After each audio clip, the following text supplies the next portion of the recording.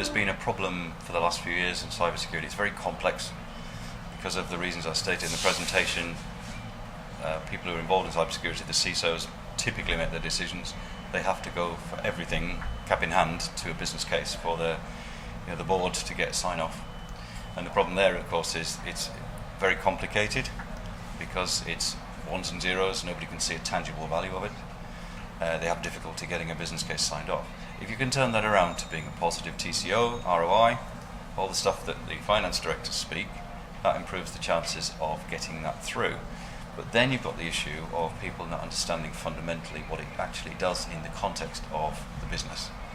So there's a number of different plays here, all which are dichotomous to getting a proper security posture, they call it, with a company. So you can first of all look at the ability, if you're part of a supply chain in a company, you could seek if they're actually demanding of the company to be annually pen tested, for example, which is commonplace. That is a minimum level of security that people demand of externally. In different sectors, that happens quite a lot. So the ability to take an annual pen test is with a CREST-approved supplier, which we can do, is one starting point. But then you can look at more frequent penetration tests, and you can look at extending it to the external network, and then the applications, and then looking at the dark and deep web to see where you're being spoofed externally. There's a whole pile of things that can be done to improve that posture. And then, of course, having the threats built in to stop phishing going on with your emails, to have proper cybersecurity tools in place. Like we do 2 products that allow people in the company to be trained at very low cost, very, very well, if you see what I mean. So they won't do stupid things. They won't be at the behest of social engineering scams.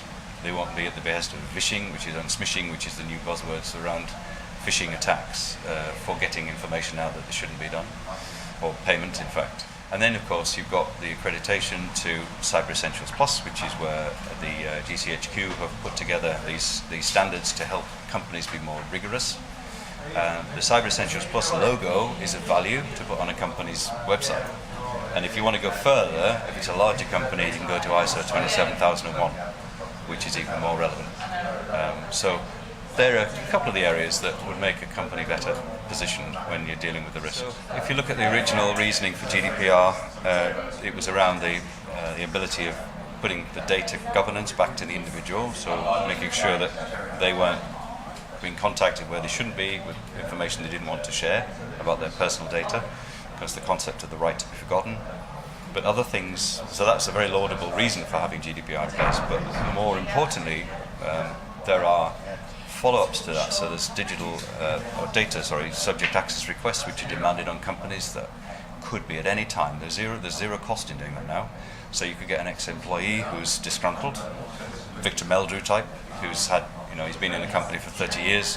He's got his national health number in the database somewhere in the company, and he goes and says, I want you to give me all the instances of my national insurance number, and I want it within a few days.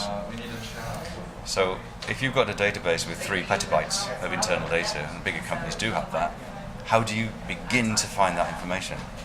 So it's typically what they call unstructured data. It could be in a PDF, it could be in a picture, it could be on a PST file in Outlook, it could be anywhere.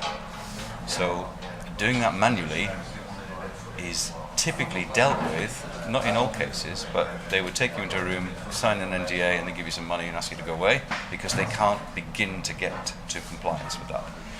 To help with that, you can use a tool. It automatically discovers it has optical character recognition, it can see PDFs, it can look at every single instance without any exception of where that national insurance number has been at a fraction of the cost and the time.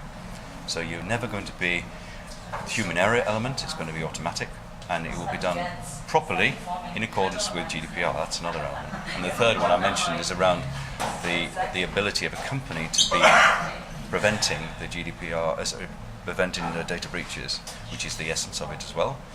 And the standards that, like Cyber Essentials Plus, are trying to augment the company's posture through being compliant in the basic 5 parameters on cybersecurity compliance: patch management, firewall management, vulnerability scanning, all this stuff.